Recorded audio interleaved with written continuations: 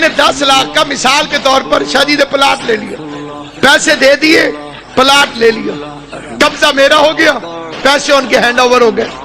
اب میرے پاس 10 لاکھ نہیں ہوں گے، ان کے پاس پلاٹ نہیں ہوگا۔ اب اگر کوئی میرے پاس آئے، مولوی صاحب 1 لاکھ روپیہ چاہیے، میں نے کہا آپ پہلے آتے، اب تو میں دے بیٹھا ہوں۔ شاہ جی کے پاس کوئی پلاٹ لینے گیا، انہوں نے فرمانا تھا پہلے آتے، اب تو سودا ہو گیا ہے۔ بندے مر گئے ہو کر کے اللہ راضی کرنے کے لیے،